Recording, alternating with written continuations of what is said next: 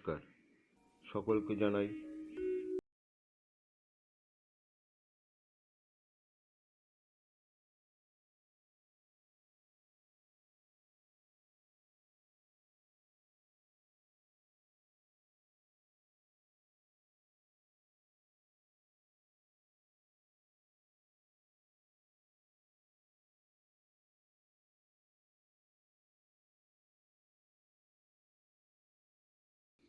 মন্দির চূড়াটি দেখা যাচ্ছে, অনেকের কাছে এটি খুব পরিচিত। দক্ষিণেশ্বরের কাছে ডিডি মণ্ডল ঘাট রোডে ২৭ বিঘা জমির উপর গড়ে উঠেছে আদ্যাপীঠ সংঘ মঠ। সেখানেই প্রায় ১০ কাঠা জমির উপর ৯৬ ফুট উচ্চতা বিশিষ্ট বিশাল দেবী মন্দির, আদ্যা মন্দির। এই মন্দিরের গঠনশৈলী যেমন বিরল তেমনই অভিনব, অনবদ্য স্থাপত্য শিল্প। দূর থেকে দেখে মনে হতেই পারে একটির পর একটি তারপর একটি মন্দির দাঁড়িয়ে রয়েছে। মন্দিরের যেমন অভিনবত্ব আছে তেমনই অভিনব দেবী মূর্তি। শ্বেত পাথরের ৩ ধাপে নির্মিত বেদির প্রথম ধাপে শ্রী শ্রী রামকৃষ্ণদেবের ধ্যানমগ্ন মূর্তি, দ্বিতীয় ধাপে মাতৃমূর্তি এবং তৃতীয় ধাপে রয়েছে রাধাকৃষ্ণের যুগল মূর্তি। সেবায়ত বা পূজারী ছাড়া অন্য কেউ মন্দিরে প্রবেশ করতে পারেন না, এমনকি কোনো ভক্ত বা দর্শনার্থী স্পর্শ পর্যন্ত করতে পারেন না। সেজন্য মন্দিরের চতুর্পাশ মজবুত লৌহ বেষ্টনী দিয়ে ঘেরা। সামনের নাট মন্দির থেকেই দেবীর দর্শন সেরে যায়। আরতির সময় মন্দিরের দরজা খুলে দেওয়া হয়, এছাড়া অন্যান্য সময় মন্দিরের দরজা বন্ধই থাকে। তবে প্রতি মাসে শুক্লপক্ষের নবমী, কৃষ্ণপক্ষের একাদশী, দুর্গাপূজার সপ্তমী থেকে দশমী, ঝুলন, রাস, দোল পূর্ণিমার দিনগুলি ছাড়া মহালয়া, দীপাবলির মতো দিনগুলি মিলিয়ে বছরে ৫২ দিন দুপুর থেকে সন্ধ্যে পর্যন্ত সর্বসাধারণের জন্য মন্দিরের দরজা খোলা থাকে। কিন্তু কেন? আসুন জেনে নিই মন্দির নির্মাণের ইতিহাস এবং তার নেপথ্য কাহিনী।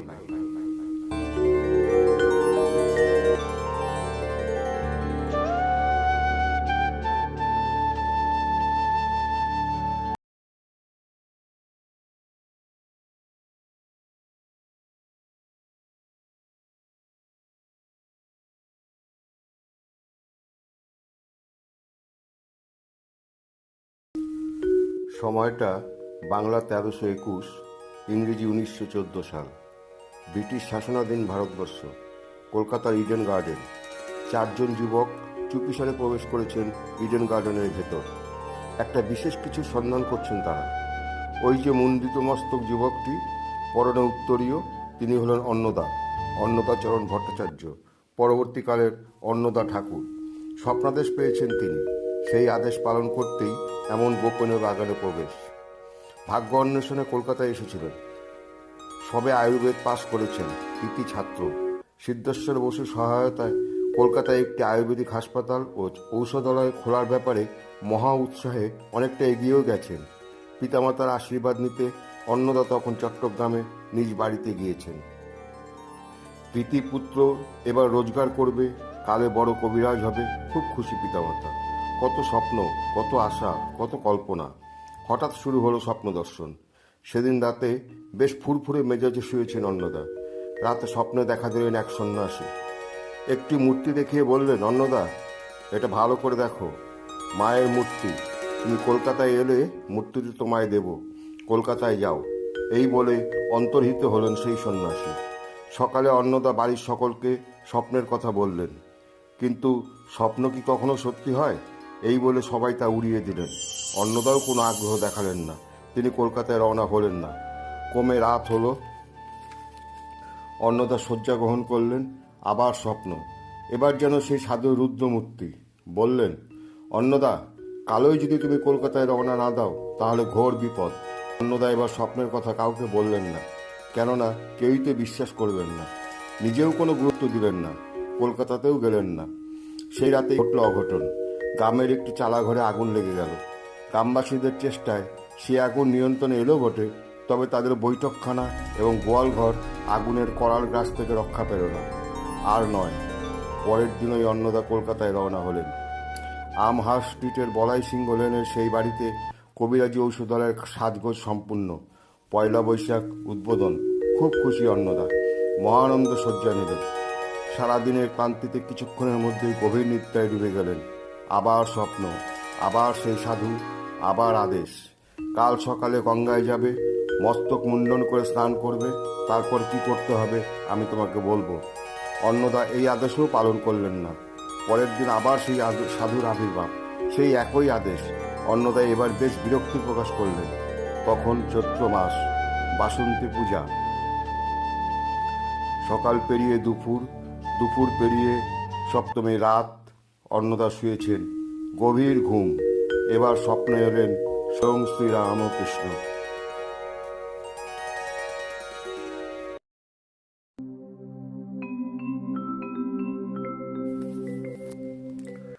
অন্নদা, সাধুর নির্দেশ পালন করো। কাল সকালে অবশ্যই মস্তক মুন্ডন করে গঙ্গায় স্নান করবে। পরবর্তী নির্দেশ আসছে। বাসন্তী অষ্টমীর সকাল। অন্নদা নির্দেশ পালন করলেন। সারাটা দিন শুদ্ধাহারে রইলেন। রাতে পবিত্র শয্যায় শয়ন করলেন। শেষ রাতে স্বপ্নে এলেন শ্রী শ্রী রামকৃষ্ণ। অন্নদা, ভালো করে শোনো। ইডেন গার্ডেনের যেখানে নারকেল আর পাকুড় গাছ একসঙ্গে উঠেছে, তার নিচে একটা মূর্তি আছে। তুমি সেখানে যাবে। তোমার সঙ্গে যাবে 3 জন ভক্ত। একদম মৌন থাকবে। অতি গোপনে মূর্তিটি তুলে নিয়ে আসবে। এটি প্রথম কাজ। পরবর্তী নির্দেশ যথাসময়ে। সেই স্বপ্নাদেশ পেয়েই 4 যুবক এসেছেন ইডেন গার্ডেনের ভেতরে। ওই তো সেই ঝিল। ভোরের আলো একটু একটু করে ফুটছে। কেউ কোথাও নেই। একেবারে নির্জন। 4 জনে দ্রুত এগোচ্ছেন। মনে সংশয়, স্বপ্ন কি কখনো সত্যি হয়? কিন্তু ওই তো সেই যুগ্ম গাছ, নারকেল আর পাকুড় একসঙ্গে, একেবারে জলের ধারে। সকলে দ্রুত পদে নির্দিষ্ট স্থানে গাছের তলায় গিয়ে কিছুই দেখতে পেলেন। চতুর্দিকে পাতা আর পাতা। কোথায় সেই মূর্তি? গাছ জলে গিয়ে মেছে। ওটাও তো গাছের তলা। 4 যুবকের একজন সত্যকিঙ্কর একটা শুকনো গাছের ডাল জোগাড় করে জলের ভেতর খোঁজ করতে লাগলেন। হঠাৎ কি যেন একটা ঠেকলো। অন্নদাকে বলতেই তিনি জলে ঝাঁপিয়ে পড়লেন। দুহাত দিয়ে তুললেন সেই মূর্তি। উত্তরীয় দিয়ে মূর্তি ঢেকে আমহার্স্ট স্ট্রিটের বাড়িতে চলে এলেন। কি অপূর্ব তার রূপ! ইনি কোন মা? কেমন মা? এই বঙ্গে তো মায়ের এমন রূপ দেখা যায় না। উচ্চতা প্রায় 1.5 ফুট। মাথার মুকুট থেকে হাতের খড়গ। পদ্মাকৃতি আসনে শায়িত শিবমূর্তির মালা, ডমরু, মায়ের ছোট্ট জীব, হাতের মুন্ডুটি পর্যন্ত সবই এখন কালো কোষ্ঠী পাথর থেকে বের করে আনা হয়েছে। চোখ দুটিতে যেন কোনো রত্ন বসানো রয়েছে। অন্ধকারেও জলজল করছে। এ তো দক্ষিণাকালী নয়, তবে মা বড় রূপসী। অপূর্ব সেই ভাস্কর্য, চোখ ফেরানো যায় না। গোপন কথাটি আর গোপন রইল না। অন্নদা কবিরা স্বপ্ন পেয়েছেন, মায়ের কৃপা পেয়েছেন। আমহার্স্ট স্ট্রিটের বাসা লোকে লোকারণ্য। এবার মায়ের পুজো করতে হবে। কিন্তু কোন বিধিতে? মা কি শাক্ত না বৈষ্ণব? শাস্ত্রে কি লেখা আছে পূজাবিধি? শিব যখন রয়েছেন তখন মা অবশ্যই শিব শক্তি। গৃহকর্ত্রী সাধ্যমতো পূজার আয়োজন করে দিলেন। অন্নদা বিভোর হয়ে সেই বৈঠকখানা ঘরে মার পূজা করলেন। ভাবুজা। অন্নদা ঠাকুর নিজেই বলেছেন, আমি তখন যেই দিকেই চাই সেদিকেই শুধু মা। স্ত্রী লোকগুলো সবই জীবন্ত মা। ছোট ছোট মেয়েগুলি যেন মায়েরই ছোট্ট মূর্তি। সারাদিন কেটে গেল উৎসবের ঘোরে। রাত নামলো। নির্জন পরিবেশ। অন্নদা ঘুমোতে গেলেন। ঘুমিয়েও পড়লেন। এবার স্বপ্নাদেশ। এবার স্বয়ং মা, আদ্যাশক্তি মহামায়া।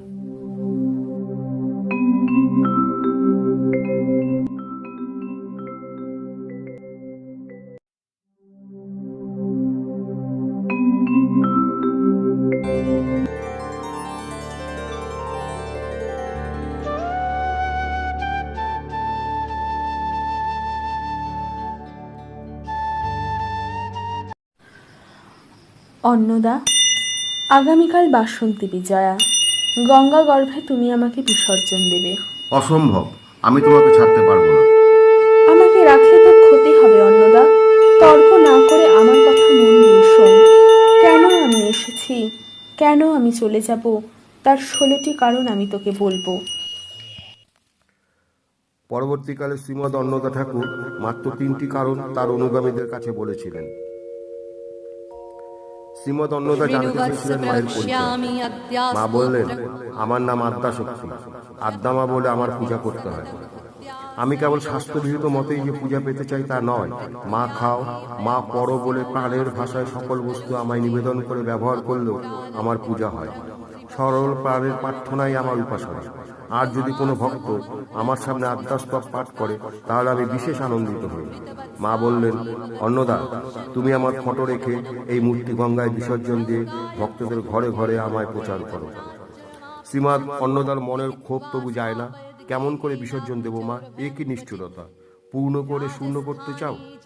মা বললেন, এই মূর্তিতে যদি নিতান্তই তুমি আমাকে পূজা করতে চাও তবে এর অনুরূপ অষ্টধাতুর মূর্তি গড়িয়ে কাশীধামে প্রতিষ্ঠা করে আমার পূজা করো। আমি তাতেই আবির্ভূত হব। শুধু তাতে কেন, তুমি ভক্তি করে যে মূর্তিতেই আমাকে ডাকবে আমি সেই মূর্তিতেই আবির্ভূত হব। ভক্তদের সবাই বিসর্জনের বিরোধী। দুপুরবেলা মিউজিয়াম থেকে 3 জন প্রতিনিধি এলেন। মূর্তি প্রাপ্তির খবর ততক্ষণে সারা কলকাতায় রাষ্ট্র হয়ে গেছে।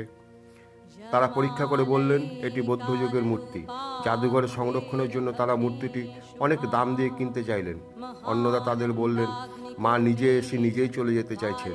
নিজের নিজ স্বার্থসিদ্ধির জন্য তাকে ধরে রাখবার কোনো ইচ্ছা বা অধিকার আমার নেই। ফটোগ্রাফার এলেন, ছবি তোলা হলো। বাসন্তী বিজয়া সন্ধ্যা, মা চললেন বিসর্জনে। হাওড়া ব্রিজের দক্ষিণে গভীর জলে মাকে বিসর্জন দেওয়া হলো। নবমীতে এসে দশমীতে বিদায়।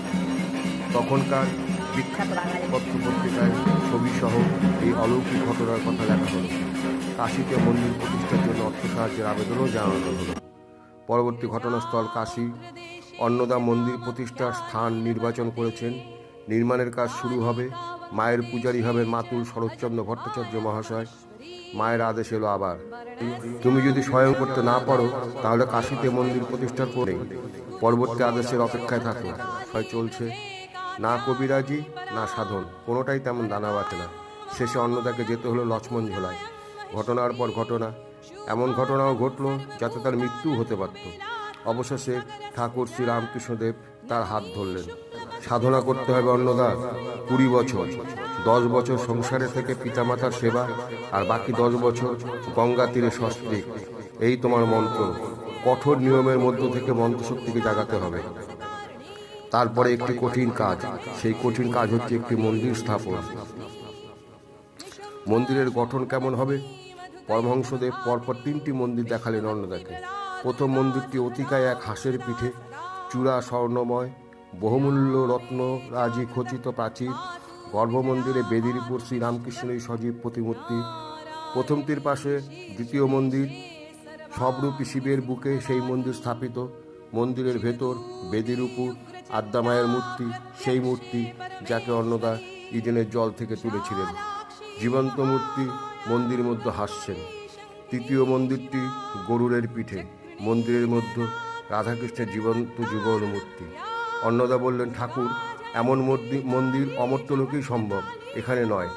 তাহলে তোমাকে আমি সম্পূর্ণ আলাদা একটা গঠন দেখাই। পরমহংসদেব 3 ধাপে 3 স্তরে তৈরি অদ্ভুত একটি মন্দির দেখালেন। একটি মন্দিরের ভেতর আরেকটি মন্দির যেন আংশিক ঢুকে গেছে। একটির কোলে আরেকটি, তার কোলে আরেকটি, পরপর 3টি চূড়া।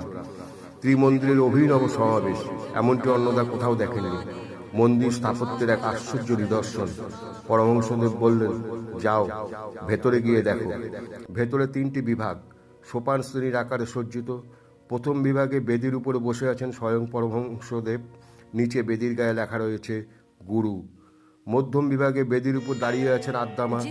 তলায় লেখা আছে জ্ঞান ও কর্ম। সর্বোচ্চ বেদিতে প্রণবের মধ্যে রাধাকৃষ্ণের যুগল মূর্তি। পাদমূলে বেদি পাত্রে উজ্জ্বল অক্ষরে উৎকীর্ণ প্রেম। শ্রীরামকৃষ্ণ বললেন, অন্নদা, এই মন্দিরটি তোমার পক্ষে নির্মাণ করা সম্ভব। তুমি এই ভার নিতে যদি প্রস্তুত থাকো তাহলে আমি তোমাকে আরও কিছু কথা বলবো।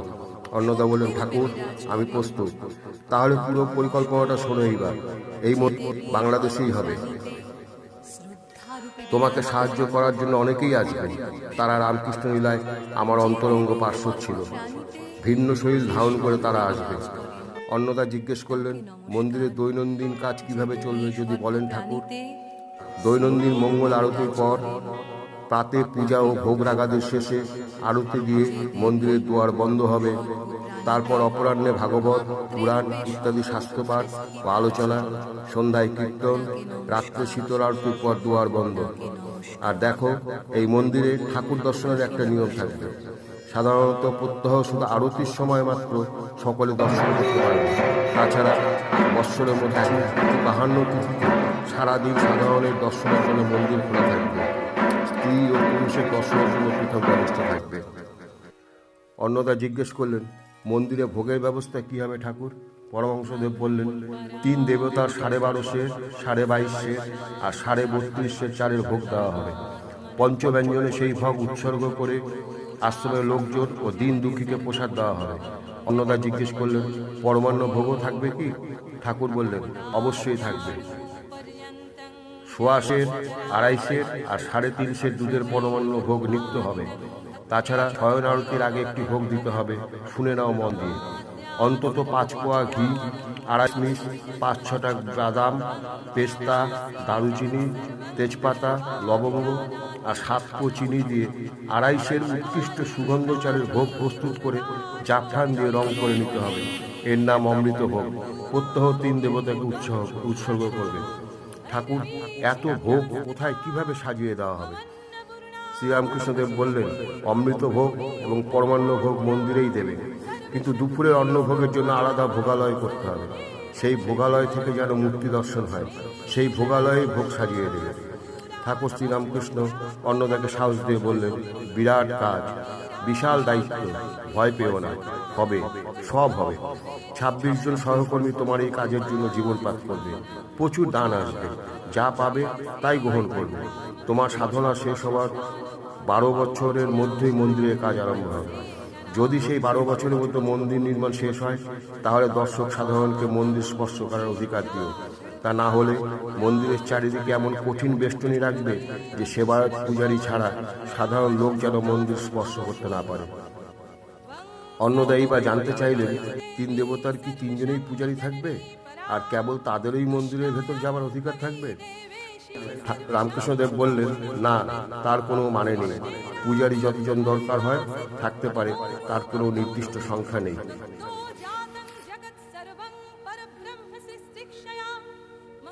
পরমহংসদেব এবার মূর্তিগুলি কত বড় হবে আর কি কি উপাদানে তৈরি হবে তাও বলে দিলেন।